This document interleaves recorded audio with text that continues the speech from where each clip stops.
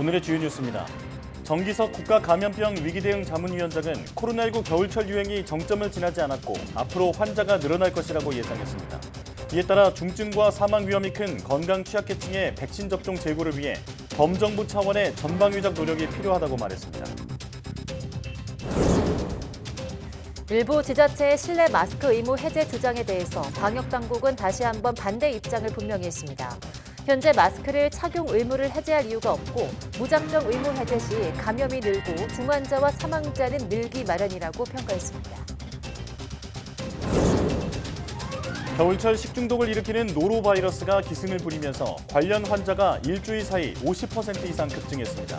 다른 바이러스와 달리 영하 20도에서도 생존하고 전염성도 강해 자칫 방심하기 쉬운 겨울철에 각별한 주의가 필요합니다. 일론 머스크가 사람 뇌에 무선 칩을 심어서 시각장애인도 앞을 보게 하는 실험을 6개월 안에 하겠다고 밝혔습니다. 이를 위한 서류 대부분을 미국 식품의약국에 제출한 상태인데 머스크는 이미 여러 번 관련 계획을 연기한 바 있어서 이번 실험이 제대로 진행될지 주목됩니다. 동물 세포를 배양해 실제 고기와 같은 식감과 맛을 낸 배양육이 미 식품의약국 FDA로부터 첫 식용 승인을 받았습니다. 온실가스 발생을 막고 도축 과정도 피할 수 있는 배양육이 언제쯤 일반 식탁에 올라올 수 있을지 취재기자와 함께 자세히 살펴봅니다.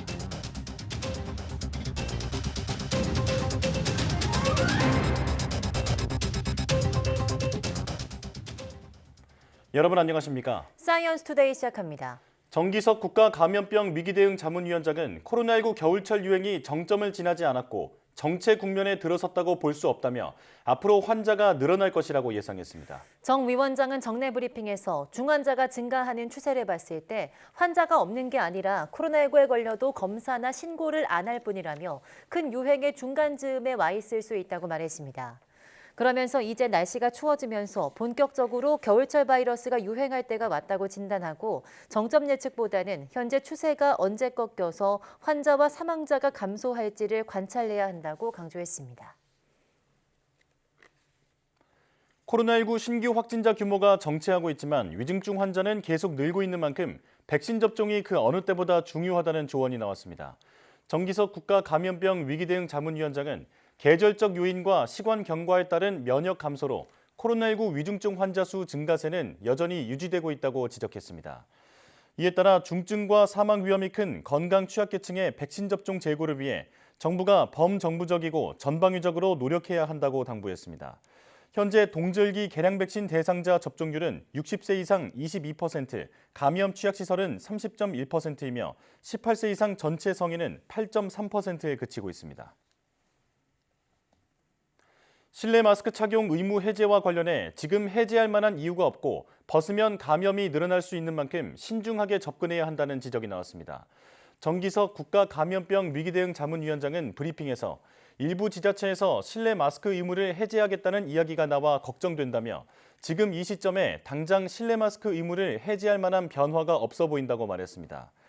무엇보다 실내 마스크를 벗으면 감염이 늘게 뻔하고 그만큼 중환자와 사망자는 늘기 마련이라며 신중하게 접근하는 것이 옳은 방향이라고 강조했습니다.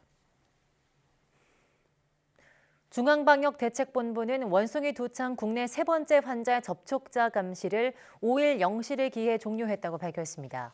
국내 세 번째 원숭이 두창 환자의 접촉자는 고위험군 7명, 중위험군 9명, 저위험군 20명, 모두 36명으로 노출 수준에 따라 21일 동안 능동 또는 수동 감시를 받았습니다. 고위험군 접촉자 가운데 지난달 22일 세 번째 환자의 검체 채취 중 주사 바늘에 찔린 의료인이 능동 감시 중 확진됐고 이외 추가 확진자는 감시 기간 중 발생하지 않았습니다. 본격적인 겨울철로 접어들면서 식중독을 일으키는 노로바이러스가 기승을 부리고 있습니다. 영하 20도에서도 살아남는 무서운 생존력에 전염성도 강해 주의해야 합니다. 신윤정 기자입니다. 생굴과 과메기 등 겨울이 제철인 각종 해산물을 즐기기 좋은 이맘때 찾아오는 불청객이 있습니다.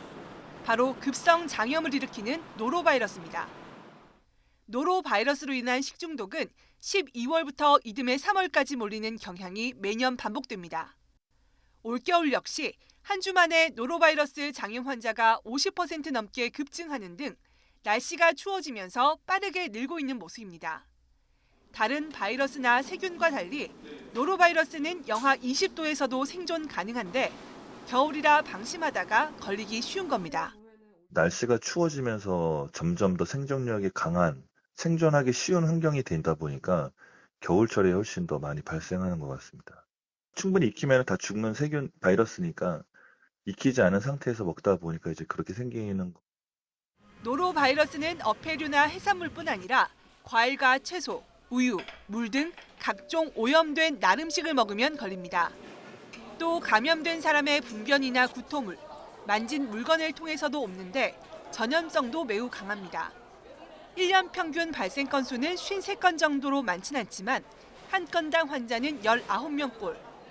학교나 어린이집처럼 단체 급식을 하는 곳은 한 명만 걸리면 순식간에 퍼지기 쉽습니다. 메스껍고 구토하고 막 이런 게 되게 흔해요. 설사도 물론 많지만 유아라든가 또는 고령에서는 탈수가 생길 수 있잖아요. 그런 것들이 문제가 될 수 있으니까 식약처는 노로바이러스 입자가 작고 표면 부착력이 강해 세정제로 손을 깨끗이 씻어야 한다고 조언했습니다.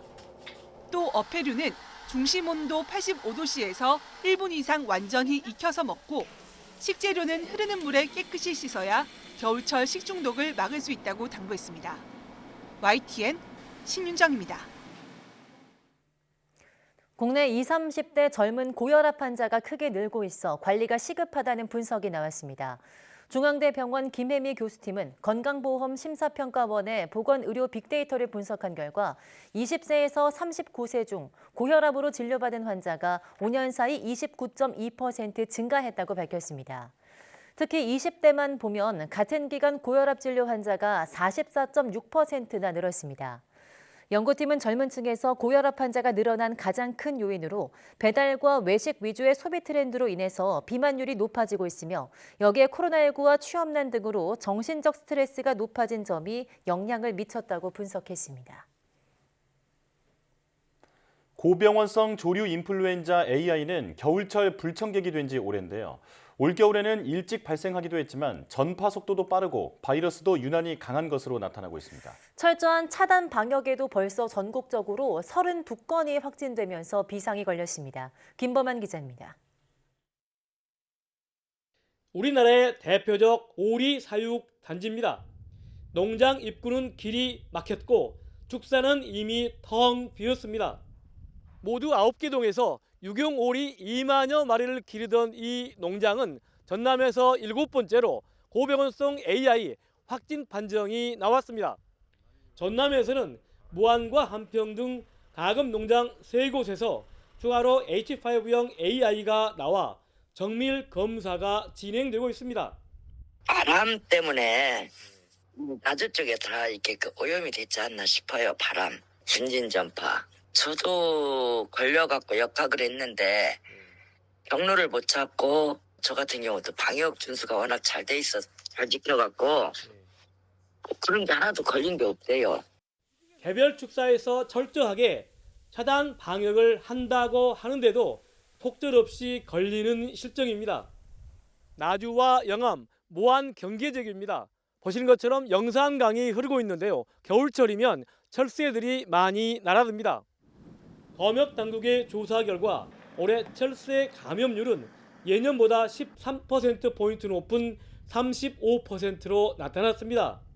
야생에서 나온 지 4, 5일 만에 농가에 전염이 되는 것 보면 AI가 지금 균이 너무 강하다는 거예요. 실제로 바이러스의 병원성 정도는 최고인 3에 가까운 2.97, 그리고 벌써 7단계 변이까지 나온 것으로 검역 당국은 보고 있습니다. 방역 당국은 예년보다 병원성이나 전파가 3배 정도 높은 것으로 나오자 방역을 5배로 대폭 강화하기로 했습니다. 방역 지역에 보통 10km 방역 지역을 이렇게 하고 있거든요. 근데 이제 한 12km까지 좀 확대를 했어요. 출하를 또 이제 보통은 오리 같은 경우는 한 3일 단계 정도 하고 있고 또 올해는 바이러스가 너무 세기 때문에 과거는 500m만 살펴보는 했어요. 현재는 1km까지도 한뒤 또는 12월은 한 2km까지 해야 되지 않겠는가 같은 그렇게 농식품보고 조율 중에 있고. 올해 확진된 고병원성 조류 인플루엔자는 지난 10월 경북 예천을 시작으로 전국적으로 8개 시도에서 모두 30여 건. 방역당국은 고병원성 AI가 이번 달에 최고조에 이른 뒤 다음 달 초중순이나 돼야 수그러들 것으로 전망하고 있습니다. YTN 김범환입니다. 우리나라 최초의 에어 앰뷸런스가 처음으로 해외에서 쓰러진 우리 국민을 국내로 이송했습니다. 네, 그동안 해외에서 중환자를 국내로 데려오려면 외국의 에어 앰뷸런스를 이용할 수밖에 없었지만 우리 비행기를 이용할 수 있게 됐습니다. 기정훈 기자입니다. 지난달 27일 태국 방콕의 돈무안 국제공항. 뇌출혈로 쓰러져 수술을 받은 40대 한국인 남성을 의료진들이 정성스레 살핍니다. 흔들리지 않게 시트에 잘 고정한 뒤 환자를 응급구조 비행기 에어 앰뷸런스에 옮깁니다. 김포에서 날아온 국내 최초의 에어 앰뷸런스입니다.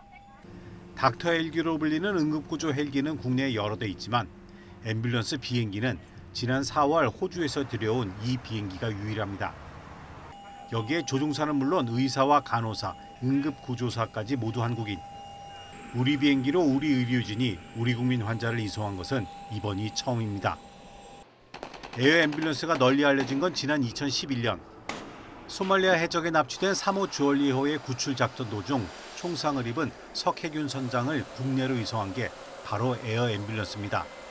당시엔 스위스 비행기를 이용했는데 이송 비용이 40만 달러, 당시 환율로 4억 4천만 원이 넘었습니다.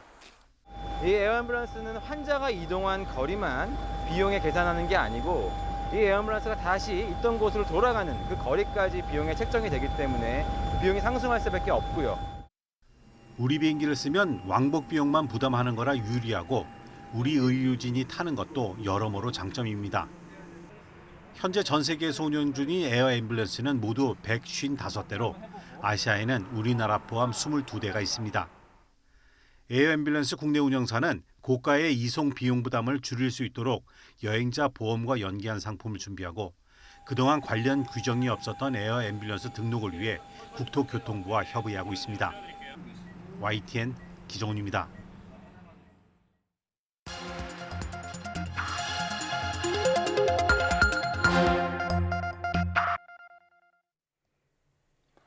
다양한 분야의 과학 이슈를 과학 기자의 시각으로 자세히 들여다보는 사이언스 취재파의 시간입니다. 네, 오늘은 양회영 기자와 함께하겠습니다. 어서 오세요. 안녕하세요. 네, 어떤 이야기 나눠볼까요? 네, 요즘 연말이라 앵커 두 분도 이제 연말 모임이 많으실 것 같아요. 네. 연말 모임을 하게 되면 가장 많이 드시는 음식은 혹시 무엇인가요? 저는 뭐 요즘 축구를 보다 보니까 친구들과 모여서 치킨을 좀 많이 먹고 있습니다. 네. 저도 보쌈 좋아합니다. 네, 맞아요. 저도 사실 고기를 굉장히 좋아해서 모임을 할 때 어떤 메뉴를 먹을까 하면 사실 고기를 가장 먼저 떠오르거든요. 네. 이건 뭐 일부 뭐 채식주의자들을 제외하면 대부분의 사람들이 고기류의 음식을 많이 드실 텐데요. 네. 이 세계 인구가 늘어나면서 육류 소비 또한 전 세계적으로 급격하게 늘고 있습니다. 하지만 환경을 생각하진 않을 수 없는데요. 그래서 최근 몇 년 사이에 관심을 끌고 있는 게 바로 대체육이고요. 오늘은 이 대체육 중에서도 배양육에 관한 이야기를 자세히 나눠보려고 합니다. 네. 그렇다면 육류 소비가 왜 환경에 안 좋은지부터 알아봐야 할 것 같은데요. 네. 이 축산업에 의해서 발생하는 온실가스가 꽤 상당하다고요. 네, 그렇습니다. 이제 현재 세계 인구가 80억 명을 넘어섰다고 저희가 보도를 한 바 있었고 2050년에는 90억 명이 넘을 거라는 예측이 나오고 있습니다. 소득 증가, 또 삶의 질의 증가 이런 것들은 이 육류 소비로 바로 이어지고 있다고 하는데요. 네. 늘어난 육류 소비를 감당을 하려면 결국 가축 사육 또한 함께 늘어나야 하는 상황입니다. 이게 어느 정도냐면 현재도 사람이 살 수 있는 땅의 절반 이상이 가축 사육에 사용되고 있다고 합니다. 물 사용량 또한 70% 정도는 가축 사육에 쓰이고 있다고 하고요. 더 큰 문제는 온실가스 배출입니다. 지구 온난화를 막으려면 소가 방귀 뀌는 걸 막아야 한다라는 우스갯소리가 있을 만큼 가축 사육에 따른 온실가스 배출량은 전체의 18%를 차지하고 있는데요. 네. 이 양은 이 전 세계 자동차가 1년 동안 배출하는 온실가스 양의 1.5배에 해당하는 수준이니까 네. 상당한 양이죠. 이 기후변화 대응을 위해서 2050년까지 우리가 탄소 중립에 달성을 해야 하는 상황에서 이 축산업은 환경 친화적이지 않다 이렇게 볼 수 있는 거죠. 게다가 공장형 사육과 도살 등 이 생명윤리 논란에서도 축산업은 자유롭지 못한 상황인데요. 그래서 현재 축산업의 단점을 보완할 이 배양육이 주목을 받고 있는 겁니다. 네. 이 배양육은 이 가축을 직접 기르지 않기 때문에 기존 축산업에 비해서 뭐 토지 사용량은 1%에 불과하다고 하고요. 온실가스 배출량은 최대 92%까지 줄일 수 있다고 분석되고 있습니다. 네. 예. 앞서 대체육 중에서도 배양육에 대해서 이야기한다고 하셨는데요. 네. 이 두 개를 어떻게 구분할 수 있을까요? 네, 차이가 조금 있는데 우선은 대체육이 조금 더 큰 개념이라고 생각을 네. 하면 됩니다. 대체육은 크게 세 가지 방향으로 개발이 진행되고 있습니다. 네. 우선 우리에게 가장 익숙한 콩고기처럼 식물에서 추출한 단백질을 이용해 고기와 비슷한 형태와 맛을 내는 걸 식물육이라고 하고요. 또 식용 곤충의 단백질을 이용한 대체육도 있습니다. 우선 콩고기와 같은 식물육은 가장 흔한 대체육이지만 사실 맛이나 식감에서는 진짜 고기를 전혀 대체할 수가 없는 상황이죠. 네. 또 식용 곤충으로 만든 식품들도 있으나 이런 건 단백질 구성에서는 뭐 되게 좋다고 알려져 있는데 곤충이라고 하면 사실 거부감이 들기 때문에 네. 소비자들이 쉽게 선택하지 않고 있는 상황입니다. 네. 그래서 주목받고 있는 게 바로 대체육 중에서도 배양육입니다. 이 배양육은 식물이나 곤충이 아니라 동물 세포를 배양해서 만든 고기인데요. 맛은 물론이고 식감, 영양 등 모든 면에서 기존 고기와 가장 유사하다는 장점을 가지고 있습니다. 네. 그러니까 고기를 대체하는 식품 중에서 실제로 동물 세포를 배양해서 만든 고기다라고 이제 이해를 하면 될 텐데요. 맞아요. 구체적으로 어떻게 만드는 건가요? 네, 이 동물 세포를 배양해서 인공 고기를 만드는 거는 이게 쉽게 생각해서 동물이 스스로 자신의 살을 찌우는 과정과 네. 똑같다라고 생각하시면 되는데요. 우선 배양육의 토대가 되는 세포는 크게 배아줄기 세포와 근육 위성 세포입니다. 네. 이 배양육 초기에는 이 혈액이나 뭐 뼈, 피부, 간 등 모든 조직으로 이 분화할 수 있는 배아줄기 세포를 많이 사용했습니다. 그런데 이 배아줄기 세포는 근육 세포로 분화를 하려면 화학물질 처리가 필요했거든요. 그래서 최근에는 근육 위성 세포를 배양육 제작에 활용하는 추세라고 합니다. 네. 이 근육 위성 세포는 무엇이냐면 근육이나 피부에 상처가 나면 재생 역할을 하는 세포인데요. 근육 조직으로만 발달을 하기 때문에 배양 과정에서 이 특별한 화학물질 주입을 할 필요가 없기 때문에 인체에 악영향이 없다는 장점을 갖고 있다고 합니다. 네. 이 동물의 근육 위성 세포를 만약 채취한 이후에는 배양액에 담궈서 키우는 과정이 필요한데요. 배양액으로는 주로 이 소의 태아에서 추출한 혈청인 이 소태아 혈청을 쓰고 있다고 합니다. 네. 이 세포가 자라는 데 필요한 영양소가 이 혈청 안에 들어있는데 특히 산화 스트레스 등으로부터 배양액 내에 있는 이 중요한 비타민 등을 지켜주는 단백질들이 들어있기 때문에 이 세포를 안정적으로 성장시키고 배양하는 데 도움을 준다고 합니다. 이렇게 한 3주 정도 걸쳐서 배양을 하게 되면 세포는 반죽 형태의 고기로 만들어지게 되는데요. 네. 이후 지지체 등을 이용해서 여러 과정을 거쳐서 가공 과정을 거쳐서 소비자들에게 친숙한 고기 형태, 그러니까 이제 대부분은 패티 형태의 고기로 만들어지게 됩니다. 아. 네, 그런데 이게 지금 콩고기 같은 식물육에 비해서 아직은 좀 생소하거든요. 언제 처음 배양육이 개발됐습니까? 네, 이 배양육이 세상에 처음 등장한 건 2013년입니다. 그러니까 뭐 한 채 10년도 이제 안 된 거죠. 네. 2013년에 등장 자체는 처음으로 했지만 이 배양육 시장이 본격적으로 커진 건 2015년 미국의 스타트업 멤피스 미츠, 그러니까 지금의 업사이드 푸드가 세워지면서부터인데요. 미국 미네소타 의대 교수였던 심장 전문의 우마 발레티 교수가 줄기세포학자와 함께 세운 스타트업입니다. 이 업사이드 푸드는 2016년에 처음으로 배양육으로 만든 소고기 미트볼을 선보인 이후에 2017년에는 배양육 닭고기, 또 그리고 배양육 오리고기를 만드는 데까지 성공을 했는데요. 네. 현재 전 세계에서 배양육 개발에 뛰어든 업체는 한 100여 곳에 이른다고 합니다.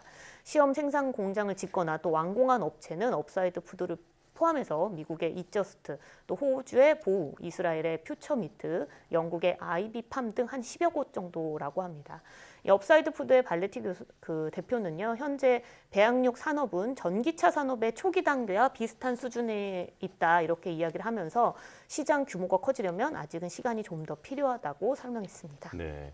배양육 개발업체가 이렇게 늘어나고는 있는데 실제로 판매되고 있는 건 없죠? 아닙니다. 이 실제 현재 배양육이 합법화된 나라가 한 곳이 있는데 바로 싱가포르입니다. 네. 2020년 싱가포르 정부가 미국의 이저스트가 개발한 배양육 닭고기 굿미트를 승인을 해서 현재 구매를 할 수 있습니다. 네. 그런데 미국 식품의약국 FDA가 지난달 이 업사이드 푸드가 만든 배양육 닭고기의 안전성을 처음으로 인정을 했는데요. 이 원료 안전성 인증, 그라스라는 게 있습니다. 이 그라스라는 기준을 FDA가 1년여 동안 심사를 했는데 배양육 닭고기에 대한 추가 의문이 없다라는 의견서를 보냈습니다. 즉 안전성을 인정을 했다 이런 뜻인 거거든요. 사실 세계에서 가장 큰 시장인 미국에서 배양육의 안전성을 인정받았다 이렇게 볼 수 있는데 이번 결정으로 배양육 시장 전체에 큰 영향이 미칠 것으로 예상이 되고 있습니다. 네, 그럼 이제 FDA 심사를 통과했으니까 미국에서도 배양육을 먹을 수 있는 걸까요? 아마 언젠간 먹을 수 있지만 네. 바로 먹게 되는 건 아닙니다. 왜냐하면 마지막 관문이 남아있는데 네. 미국 농무부의 승인 절차를 거쳐야 한다고 합니다. 2019년 이 FDA랑 농무부가 배양육 제품과 관련해서 세포 채취와 배양 과정 검사는 FDA가 맡고 생산 공정이나 제품 검사는 농무부가 맡기로 합의를 했기 때문인데요. 이 뉴욕타임즈는 이 과정에서 몇 달이 조금 더 걸릴 것으로 보고 있습니다. 이 업사이드 푸드 관계자 측은 이 농무부 승인이 나는 대로 일반 시판에 앞서서 미국 샌프란시스코의 몇몇 식당에서 배양육 치킨을 판매할 예정이라고 밝힌 바 있습니다. 이 회사는 이미 지난해 11월 미국 캘리포니아에 연간 22,000kg의 배양육 생산이 가능한 설비를 준공한 바 있기 때문에 만약 농무부 승인이 난다면 거의 바로 일반 가정에서 배양육을 먹을 수 있을 정도의 생산이 가능할 전망입니다. 지금 내용을 정리해 보면 안전성은 확인이 된 건데 이제 일반 식탁에 오르기까지는 조금 더 남은 과제가 있을 것 같거든요. 맞습니다. 가장 큰 장벽이 바로 가격입니다. 왜냐하면 2013년에 이제 처음 배양육이 등장했을 때 이때 햄버거 패티 한 장을 만들 때 든 비용이 무려 4억 원에 달했다고 합니다. 2015년 이 업사이드 푸드가 만든 배양육은 1파운드 그러니까 450g에 2,100만 원 수준 정도였고요. 2021년 미국의 또 다른 그 퓨처미트라는 회사에서는 미국이 아니죠. 여기 이스라엘 회사인데 퓨처미트라는 회사에서는 배양육 닭가슴살 1파운드를 7.7달러까지 이 금액을 맞춰서 낮췄다고 밝힌 바 있습니다. 이때 당시 미국에서 판매한 일반 닭고기가 1파운드에 한 3.62달러 정도 됐다고 하니까 일반 닭고기의 한 2배 수준까지는 가격이 크게 떨어졌다고 볼 수 있습니다.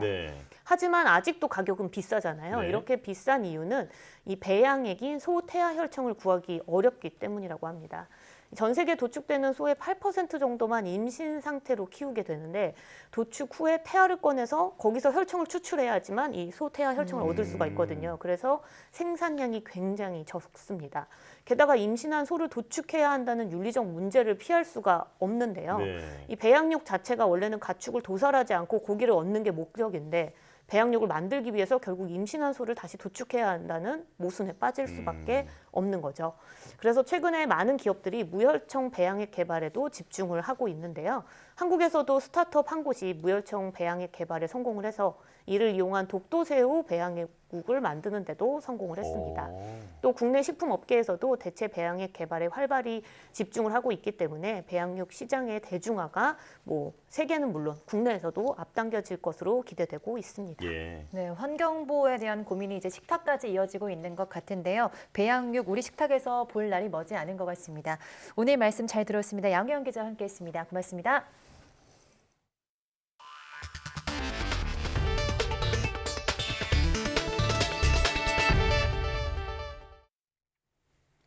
재발성 급성 골수성 백혈병은 백혈병 중에서도 치료가 어려운 난치병에 속합니다.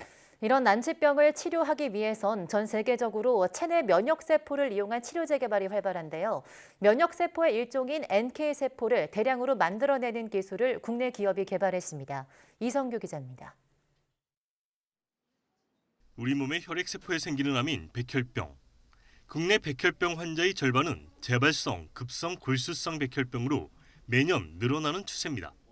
이 병은 독성이 강한 화학항암제나 골수 이식 등의 치료법이 있지만 이마저도 듣지 않으면 달리 치료 방법이 없습니다.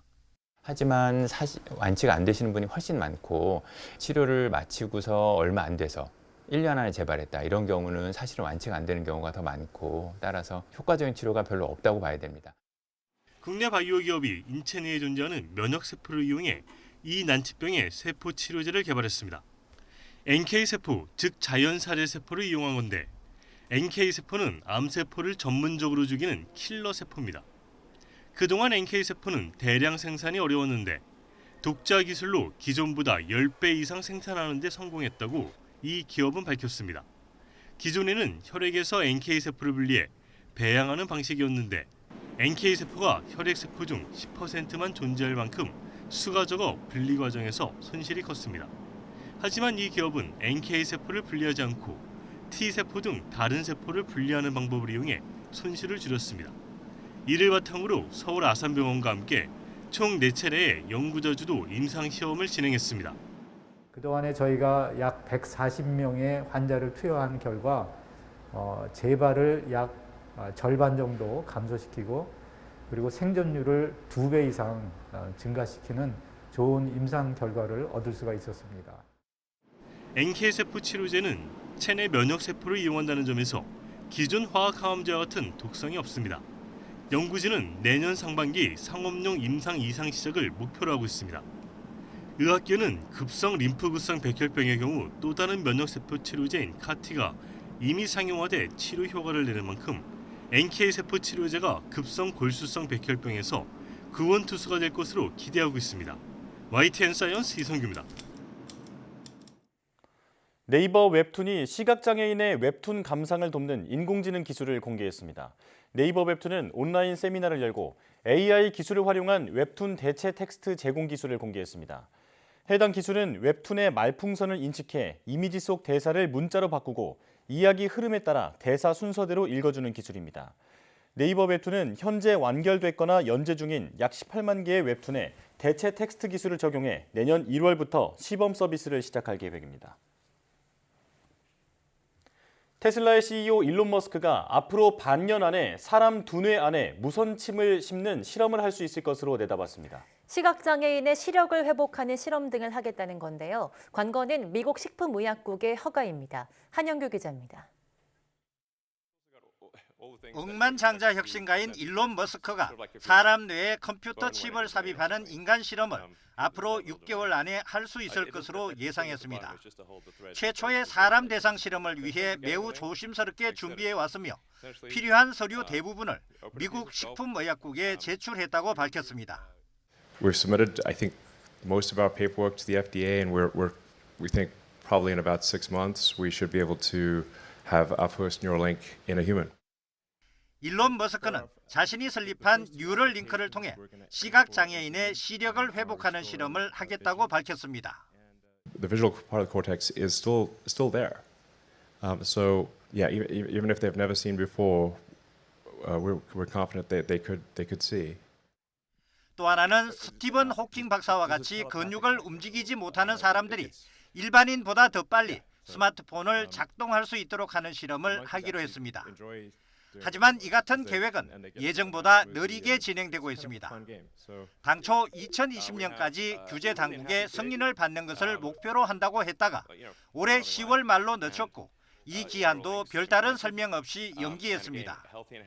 그러는 사이 싱크론이라는 회사가 규제 당국의 승인을 받아 지난 7월 최초로 두뇌에 칩을 이식해 임상시험을 하고 있습니다. 인체 삽입 칩을 통해 생각만으로 복잡한 전자제품을 조작하고 궁극적으로 신체 장애를 극복하며 뇌 질환을 치료할 수 있게 한다는 머스크의 거창한 계획이 실현될 수 있을지는 식품의약국의 허가를 받아 실험이 제대로 진행될지에 달려 있습니다. YTN 한윤규입니다. 최근 미국과 중국 사이에 양자 컴퓨터 개발을 둘러싼 총성 없는 전쟁이 벌어지고 있습니다. 양자 기술이 지금의 금융, 군사, 암호 체계를 무너뜨릴 수도 있는 디지털 핵무기로 인식되기 때문인데요. 베이징 강정규 특파원이 중국의 양자 컴퓨터 개발 현장에 다녀왔습니다. 중국판 실리콘밸리로 불리는 베이징 외곽의 이좌 경제기술개발구. 중국의 IT 공룡 바이두의 양자 실험실을 찾았습니다. 우주의 기원을 뜻하는 첸스란 이름의 양자 컴퓨터가 가동 중입니다. 它有一个有规律的声音，其实就是冰箱在制冷的时候，它就有这样一个声音。 어른 키보다 큰 원통 안에는 양자 연산을 가능케 하는 마이너스 273도 이하 극조원 설비로 채워놨습니다. 그 핵심인 손톱 크기만한 칩 안에서 디지털 암호해독 기술의 혁명이 일어나고 있습니다. 슈퍼컴퓨터도 수만 년 걸리는 계산을 초단위로 끊는 압도적인 성능을 자랑하기 때문입니다. 앞서 2019년 구글이 이른바 양자 우위를 입증했을 땐 암호화폐 시세가 급락하기도 했습니다. 머지않아 전 세계 금융과 군사 보안 체계를 무너뜨릴 사이버 핵무기에 비유될 정도입니다. 구글이나 바이두 같은 글로벌 IT 기업들뿐만 아니라 국가 차원에서도 사활을 건 연구 개발에 몰두할 수밖에 없는 이유입니다. 중국은 100억 달러를 투입해 안후이성에 세계 최대 규모의 양자 과학 단지를 조성했습니다. 坚决打赢关键核心技术攻坚战，加快实施一批具有战略性、全局性、前瞻性的国家重大科技项目。 위기의식을 느낀 미국은 반도체에 이어 AI와 양자 등 첨단 기술이 중국으로 흘러가는 걸 막기 위해 차단벽을 촘촘히 쌓고 있습니다. We're at an inflection point in world history where the changes that are going to take place in the next 10 are going to fundamentally alter the way in which we look at the world and our place in the world. 과거 핵무기 개발을 둘러싼 기술 냉전처럼 미래의 판도를 바꿀 총성 없는 양자 패권 전쟁이 치열하게 펼쳐지고 있습니다. 베이징에서 YTN 강정규입니다.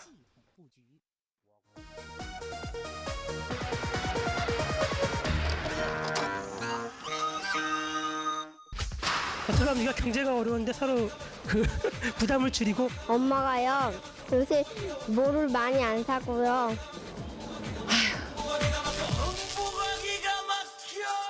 돼지 좀 주세요. 돼지? 어려운 나라 경제를 살리기 위해 너도 나도 다시 찾고 있는 꿀꿀이 돼지 저금통. 제 친구들도요 이 저금통 하나씩 다 가지고 있고요. 경제를 살리자는 운동에 초등학생들까지 나섰습니다. 더 이상 외제품을 사용하지 말자며 국산 학용품 애용을 다짐합니다.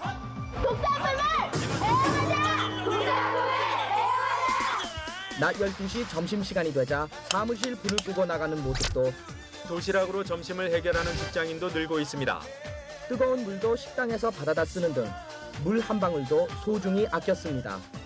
저희들이 그 나태해진 정신 상태를 다시 바짝 조이면서 껑충 뛰어오른 물가와 금리, 시민들의 마음은 무겁기만 합니다. 밤에 잠도 못 자고요. 거의 뭐 미칠 지경이죠. 욕도 이제 지쳐서 안 나오고 그런 정도입니다. 400원짜리 잔술 한 잔으로 하루의 시름을 털어냅니다. 경제가 어렵다 보니까 사실 소주를 한 잔 먹고 싶어도 소주병은 40원, 맥주병은 50원. 1년 동안 모은 빈병은 무려 14,000여 개. 양변기에 벽돌 한 장을 집어넣는 알뜰한 절약 정신으로 빨래는 버려지는 식용유를 모아서 만든 무공해 비누를 사용합니다. 경제도 어려우니까 주부가 나설 때라고 생각해요. 덜 쓰고 안 쓰고 그냥 자손들에게 근검 절약을 가르치기 위해 필요하다며 한 푼이라도 아끼자는 마음으로 적기 시작했던 가계부가 불어만 가는 예금 통장을 보는 이 시간이 가장 행복한 순간입니다. 조금이라도 싼 것을 찾아 다리품을 팔고 밉지 않은 구두쇠로 영원히 남을 생각입니다.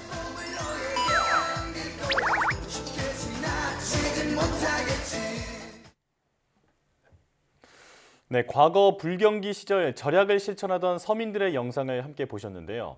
요즘도 부쩍 오른 물가에 양 많고 저렴한 대용량 생필품을 찾는 소비자들이 늘었습니다. 꼭 필요한 물건에도 돈을 아끼는 불황형 소비 경향이 확산하고 있는 건데요. 어려운 이웃들을 위한 기부는 크게 줄면서 취약계층은 더욱 추운 겨울을 맞이하고 있습니다. 김다연 기자입니다. 커다란 쇼핑카트에 세 식구가 먹을 저녁거리를 담는 손길이 분주합니다. 이 40대 부부는 고물가 부담에 생필품과 식자재를 대량으로 구매할 수 있는 창고형 매장을 자주 방문합니다. 점심 가격이 8,000원 이하는 거의 없더라고요. 그래서 여기서 사서 아무래도 집에서 먹으려고 많이 노력하고 있고요. 물가 상승의 영향으로 사치품 소비는 줄이고 생필품조차도 최대한 저렴하게 구매하는 불황형 소비 경향이 두드러지고 있습니다. 실제로 이 창고형 매장에선 샴푸와 화장지 등 생활용품 판매량이 지난해보다 눈에 띄게 늘었습니다. 다른 대형마트에서도 값싸고 오래 보관할 수 있는 냉동 채소류나 1인 가구가 부담 없이 즐길 수 있는 소포장 제품들이 인기를 끌고 있습니다. 고물가 시대에 외식보단 저렴한 집밥을 선호하는 경향이 반영된 겁니다. 많이 샀을 때 그걸 남겨서 버리게 되는 경우가 있을 것 같다 하는 거는 그냥 작은 거를 살 때도 있어요. 이처럼 경기가 꽁꽁 얼어붙다 보니 어려운 이웃들을 돕는 손길은 줄어들고 있습니다. 마을 주민들의 훈훈한 겨울을 책임지는 연탄 창고입니다. 고물가 여파로 후원이 줄면서 이렇게 창고가 텅 빈 날이 늘었습니다. 날이 추운 이맘때면 그래도 연탄 20만 장은 들어왔는데 올해는 아직 8만 장밖에 채워지지 않았습니다. 조금만 기다려달라 그렇게 말씀하시는 거 보니까 좀 후원자들도 생활에 매우 좀 어렵겠구나. 그래서 또 연탄 후원에 미치는 영향도 큰 것 같습니다. 어르신들은 갑자기 추워진 날씨에 연탄이 없어 막막하다며 후원단체에 편지를 보내기도 합니다. 올해 이제는 어디서 빌려 뛸 데가 없어. 정말로 안 주면은 어디서 비싸도 얻어서 샀대야지. 겨울에는 추워서 그냥 못 살지. 갑작스럽게 추워진 날씨에 꽁꽁 얼어버린 소비 심리까지 안팎으로 추운 계절을 견뎌야 하는 이웃들의 마음도 무겁게 가라앉고 있습니다. YTN 김다현입니다. 우리 경제의 버팀목인 수출이 2달 연속 마이너스를 기록한 데 이어 이딴 금리 인상과 화물연대 총파업 등으로 내수와 투자마저 악화할 것이란 우려가 커지고 있습니다. 올 4분기 역성장 우려가 나오는 데다 정부가 내년 성장률을 1%대로 하향 조정할 것을 검토하고 있습니다. 조태현 기자가 보도합니다. 지난 3분기 국내 총생산 GDP는 직전 분기보다 0.3% 성장했습니다. 수출보다 수입이 빠르게 늘어나는 와중에도 소비와 투자가 경제를 떠받친 덕분이었습니다. 하지만 앞날은 어둡습니다. 무엇보다 세계적인 경기 둔화 속에 수출이 연일 뒷걸음질 치고 있다는 점이 가장 큰 걸림돌입니다. 지난달 수출액은 1년 전보다 14%나 줄었습니다.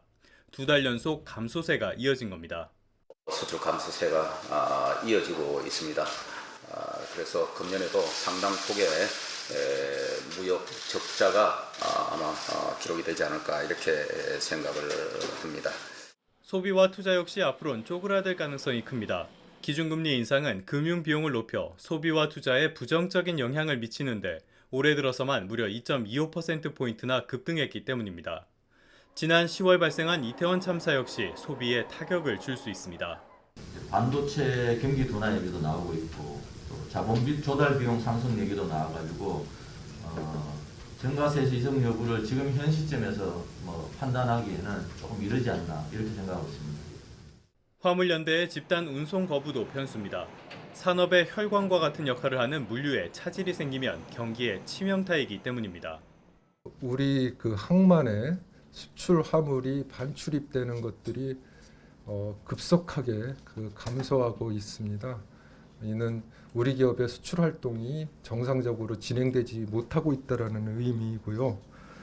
각종 악재가 겹치면서 4분기 국내 경제는 2020년 2분기 이후 처음으로 역성장할 것이란 우려가 나옵니다.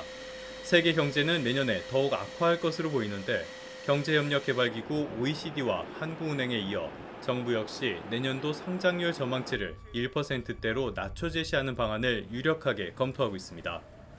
YTN 조태현입니다.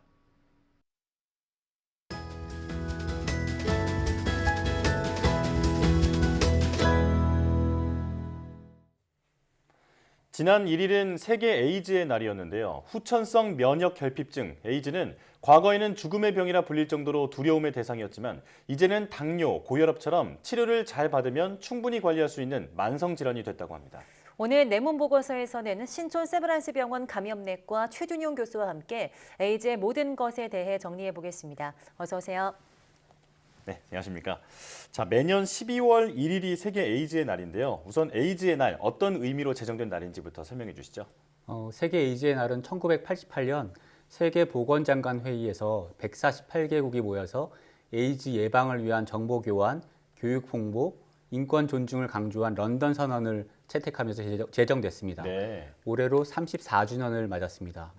올해 세계 에이즈의 날에는 UN 에이즈 계획, UNAIDS가 Equalize, 평등이라는 슬로건을 정했습니다. 네.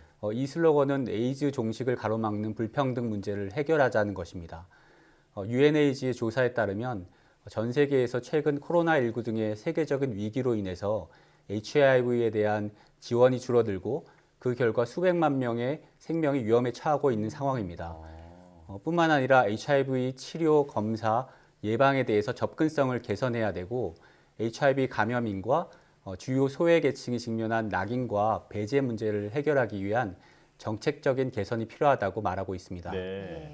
UNAIDS 사무총장은 에이즈를 영속시키는 불평등을 끝내면 에이즈를 끝낼 수 있다. 이번 세계 에이즈의 날에는 불평등 문제를 해결할 때 우리 모두에게 이익이 된다는 메시지를 공유하는 데 모두가 참여해야 한다며 모든 사람의 안전을 지키고 모든 사람의 건강을 보호하려면 평등이 필요하다고 말하고 있습니다. 네. 뭐 세계적으로 에이즈를 해결하기 위해서 에이즈의 날을 만들고 여러 노력을 지금 하고 있는 것 같은데요. 하지만 사람들에게 아직도 에이즈가 이 죽음의 병이다 이런 인식이 좀 있는 것 같습니다. 이 부분에 오해를 좀 풀기 위해서는 에이즈가 정확히 어떤 병인지부터 알아야 할 것 같은데요. 에이즈 정확히 어떤 병일까요? 에이즈는 면역 체계를 파괴하는 바이러스인 HIV라는 바이러스에 감염돼서 면역 결핍 증상이 나타나는 질환입니다. 네. 그렇다고 HIV가 감염된 사람이 모두 에이즈 환자는 아닙니다. 보통 HIV 감염되고 치료를 받지 않는 경우에 면역 세포 수가 점차 떨어지게 되는데 그 수가 200 이하로 떨어지게 되면 에이즈로 판단하고 있습니다. 과거에는 죽음의 병이라고 불리던 기억도 있지만 지금은 치료제가 많이 발전해서 에이즈로 사망하는 국내 환자는 거의 없습니다. 일찍 발견해서 치료하면 면역 기능이 회복돼서 건강한 생활이 가능합니다. 당뇨, 고혈압 같은 만성 질환이 됐다고 할 수 있습니다. 예. 그동안의 인식에 비하면 굉장히 오해가 많았다라는 생각이 듭니다. 자, 그렇다면 HIV 바이러스의 감염이 이루어지는 경로나 조건은 어떻게 되나요? HIV는 이 HIV 감염인의 혈액, 정액, 모유 등에 있습니다. HIV 감염인과 콘돔을 사용하지 않은 채로 성접촉을 하거나 감염인의 혈액을 수혈하거나 오염된 주사기를 사용하거나 감염인 여성에서 태아에게 감염되는 수직 감염 등으로 감염될 수 있습니다. 네. 질병관리청 보고에 따르면 국내 HIV 감염 경로의 대부분은 성접촉에 의한 감염이었습니다. HIV 감염인과 같이 식사를 한다든지 공용 물품을 사용하는 것으로 감염되는 것이 아니냐는 오해가 여전히 많은데요. 네. HIV는 몸 밖의 환경에 나오면 단기간 내에 죽고 열에도 약하기 때문에 같이 식사하거나 일상 속에 가볍게 접촉하는 것으로는 감염될 가능성은 없습니다. 네. 과거에는 모기를 통해 전파되는 것이 아니냐는 억측도 있었지만 HIV는 곤충 매개 질환이 아니라 모기로 전파되지는 않습니다. 네. 반드시 성접촉뿐이 아니라 다른 여러 가지 이제 경로를 통해서도 전파가 될 수도 있는 건데 그래도 성접촉을 통한 감염 확률이 훨씬 높다라는 말씀이신 거죠? 네. 네. 자, 좀 준비해 주신 답변을 좀 해주시죠. 미국 CDC에서 발표한 자료에 따르면 감염인과 안전하지 않은 한 번의 성접촉을 통해 감염될 확률은 한 0.1에서 1% 사이 정도 됩니다. 네.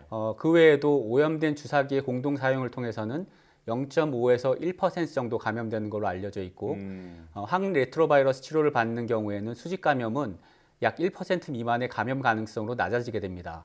HIV 감염인이 항레트로바이러스 치료, 항바이러스 치료를 꾸준히 받으면 혈액 내 바이러스 농도가 검출되지 않을 정도로 감소되고 타인에게 HIV를 전파시킬 가능성은 없어지게 됩니다. 네.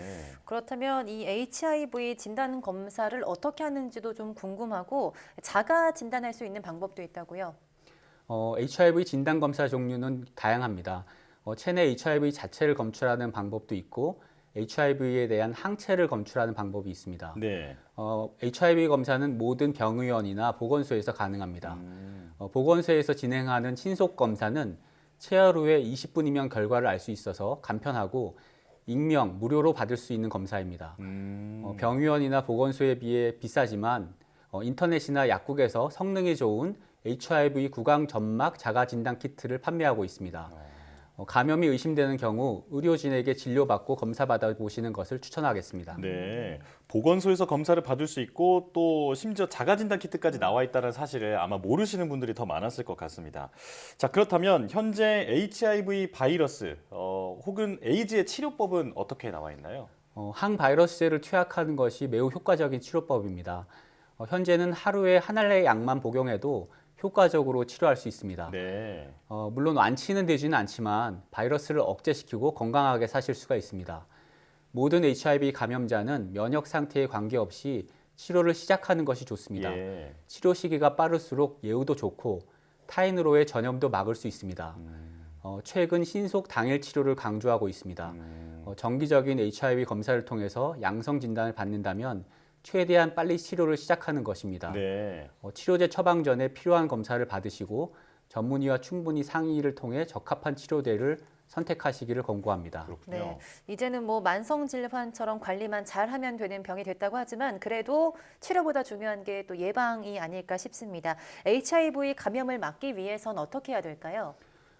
가장 효과적인 HIV 예방법은 HIV 감염인 당사자의 조기 치료입니다. HIV 감염인이 꾸준히 치료제를 복용해서 혈액에서 바이러스를 확인할 수 없을 정도로 바이러스 농도가 떨어집니다. HIV 바이러스 농도를 미검출 수준으로 유지하는 HIV 감염인은 타인에게 HIV 바이러스를 더 이상 전파하지 않는다. 이를 U equal U라고 이야기합니다. Undetectable equal Untransmissible이라고 얘기하는 것입니다.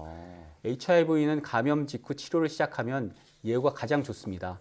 감염이 의심되는 경우 정기적인 검사를 통해 감염 여부를 빠르게 파악하는 것이 중요하고 콘돔을 올바르게 사용하는 것도 좋은 HIV 예방법입니다. 또한 HIV에 감염되지 않은 사람이 항바이러스제를 예방을 위해 복용할 수도 있는데요. 이를 통해 HIV에 노출돼도 감염을 막을 수 있습니다. 이를 프리익스포저 프로필락시스, 프랩이라고 이야기합니다. 그렇군요. 당사자의 조기 치료 그리고 의심이 되면 정기적으로 검사하는 것이 예방의 핵심이다 이렇게 정리할 수 있을 것 같은데요. 자, 그런데 앞서 조금 말씀해 주시기도 했지만 최근 3년간 국내 코로나19 확산으로 인해서 검사에 좀 어려움이 있었을 것 같습니다. 이 코로나19 확산이 HIV 감염 관리에 영향을 미쳤을까요? 네, 영향을 미쳤다고 봅니다. 최근 3년간 의료기관의 업무라든지 보건소의 업무가 코로나19 방역에 집중되면서 HIV 감염인들은 보건의료 서비스의 사각지대로 밀려났습니다. 의료기관의 HIV 검사가 잠정 중단된 곳도 있고 특히 보건소 검사 시행 건수는 59.4%나 감소했습니다. 다행히 올해부터 서울 소재 보건소를 중심으로 HIV 검사가 재개되고 있습니다. 올해 11월 첫째 주까지 등록된 신규 HIV 감염인 수를 확인해 보니 2020년, 2021년 같은 기간보다 증가한 것으로 확인했습니다. 보건소 HIV 검사 재개가 신규 HIV 감염인 발견에 영향을 미친 것으로 생각되고요. 앞으로도 HIV 검사는 증가할 것으로 예상됩니다. 네, 오늘 HIV, 에이즈에 대해서 이야기 나눠봤는데요. 에이즈는 숨겨야 하는 병도 또 더 이상 죽음의 병도 아니라는 말씀을 해주셨습니다. 또 많은 환자분들이 더 이상 이 바이러스 때문이 아니라 시선으로 고통받는 일도 없었으면 좋겠습니다. 오늘 말씀 잘 들었습니다. 신촌 세브란스 병원 감염내과 최준영 교수와 함께했습니다. 고맙습니다. 고맙습니다.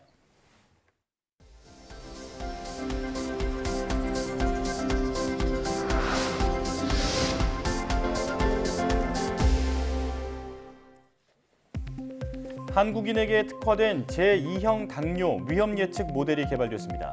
울산과학기술원과 고신대 보금병원 연구팀은 대규모 한국인 코호트를 바탕으로 제2형 당뇨 발병 예측 성능을 높인 기계학습 모델을 개발했다고 밝혔습니다. 이번에 개발된 당뇨 발병 예측 모델은 다유전자 위험 점수를 한국인 유전자 특성에 맞게 새로 계산한 것으로 인구 통계학적 정보만 활용한 경우보다 11% 정도, 임상 정보까지 활용한 경우와 비교해도 4% 이상 성능이 향상되었습니다. 국내 연구진이 인간 근육과 비슷하면서도 최대 17배 강한 힘을 내는 인공 근육을 개발했습니다. 카이스트 김상욱 교수팀은 부산대와 공동으로 온도 변화에 따라 수축을 일으키는 액정 물질에 고품질 그래핀을 적용한 신소재로 인공 근육을 만드는 데 성공했다고 밝혔습니다. 연구팀은 개발한 인공 근육으로 1kg 아령을 들어 올리는 데 성공했으며 해당 신소재로 만든 인공 자벌레는 살아있는 자벌레보다 3배나 빠른 속도로 움직이는 것으로 확인했습니다. 국내 연구진이 버려지는 커피 찌꺼기를 이용해 반도체 폐수를 정화할 수 있는 나노 복합 필터를 개발하는 데 성공했습니다. 키스트 이민욱 박사팀은 별도의 전처리 과정 없이 커피 찌꺼기와 생분해성 고분자를 전기 방사해 균일하고 촘촘한 나노 복합 필터를 만드는 데 성공했다고 밝혔습니다. 개발한 필터로 고농도의 구리 이온 폐수를 처리한 결과 4시간 안에 90% 이상을 제거해 마실 수 있는 수준의 물로 정화했으며 여러 번 재활용해도 제거 효율이 크게 변하지 않는다는 것도 확인했습니다. 연구팀은 개발한 기술을 이용하면 5g의 캡슐 커피 1개로 약 10리터의 폐수를 정화할 수 있는 나노 복합 필터를 만들 수 있다고 덧붙였습니다.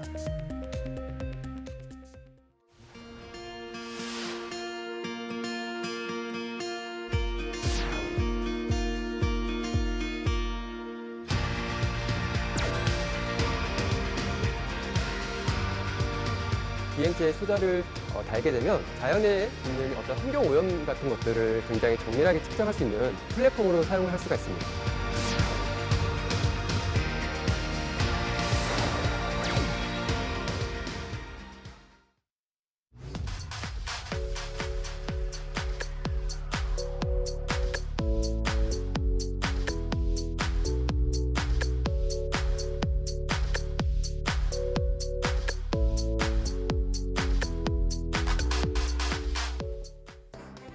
민들레 씨앗은 워낙 가벼워서 작은 바람에도 멀리 날아가는데요. 만약 로봇을 민들레 씨앗같이 만든다면 어떨까요? K-사이언티스트가 준비한 올해를 빛낸 연구개발 우수성과 특집, 마이크로 무동력 비행체로 환경오염 정리 측정에 나선 나노과학자 김호훈 박사를 만나봅니다. 많은 시청 바랍니다. 사이언스 투데이 마칩니다. 시청해주신 여러분 고맙습니다.